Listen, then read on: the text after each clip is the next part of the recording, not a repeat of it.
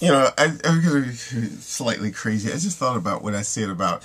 Look, sometimes I talk like as if I'm really talking to my friends, because I think that's the way I do when I get on YouTube. I feel like I am talking to my friends.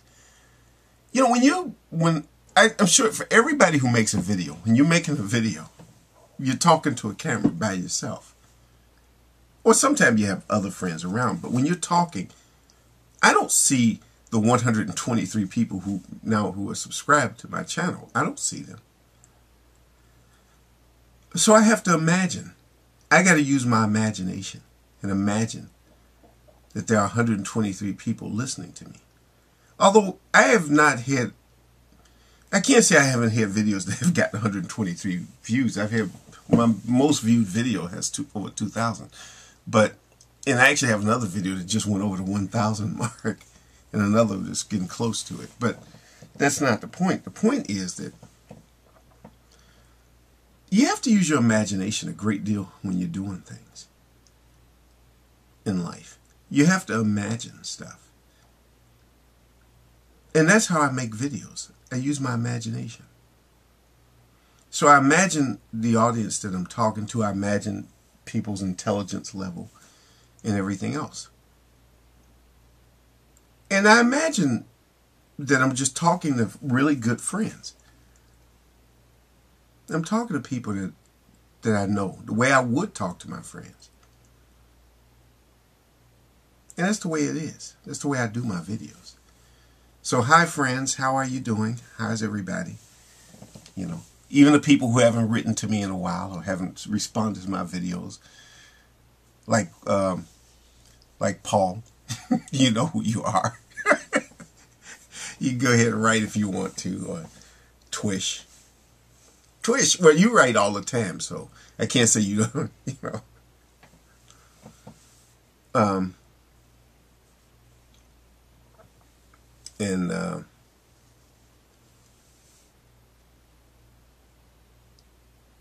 Well, that's all I gotta say. I don't want to talk about sad things like the squirrel thing. That I won't talk about.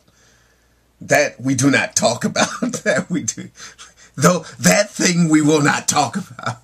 Which, you know, I laugh now, but I was almost crying. I didn't quite. I think I was starting to water up a little bit. Something happened to one of my squirrels. I say my squirrels like as if I own them. They're not my squirrels. They're not. You know, they're from the park, but one of them wound up getting killed on Saturday. He was running across the road, and I was right there, and this truck was coming real fast, and he didn't quite make it, and he was right there, and I was with the little squirrel in his last moments as he was gasping for air, basically bleeding from the mouth. But, you know, things happen, and, you know, I could be angry at people, like this person who was driving a car extremely, it was like they were driving a four-wheel drive vehicle. And they were going so fast. If I, you know, I just happened to get lucky to not step out in that alley in that moment, because I would have been hit. But, you know, it's just, sometimes I have to put things in perspective.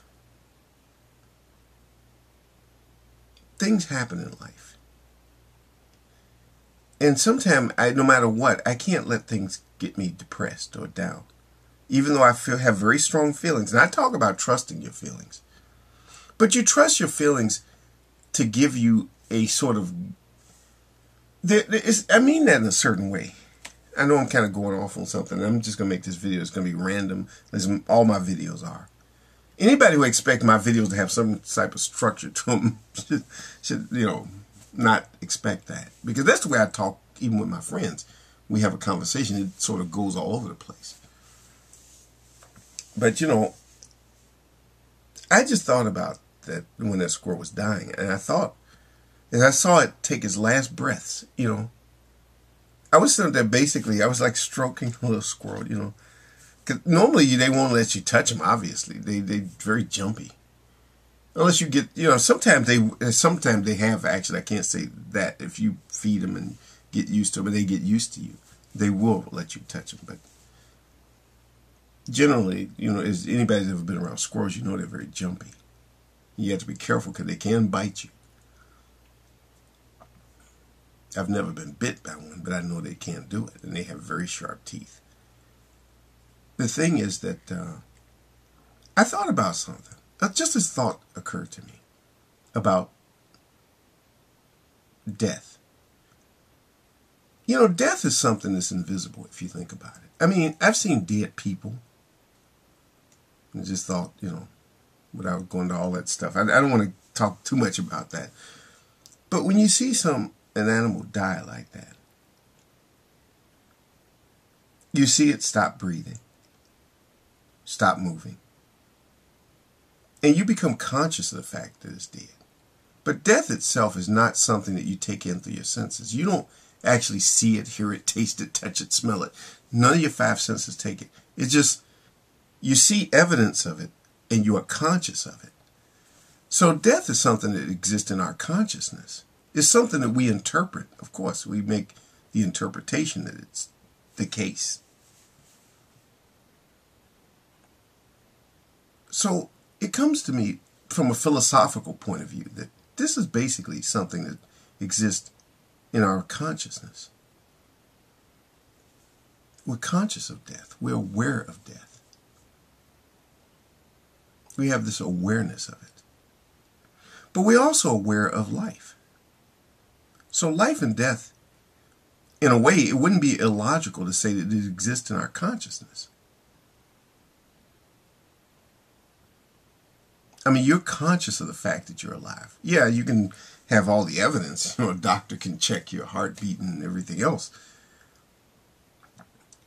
But what if all that stuff had stopped and you were conscious of the fact that you were still alive? Then you really wouldn't be dead, would you?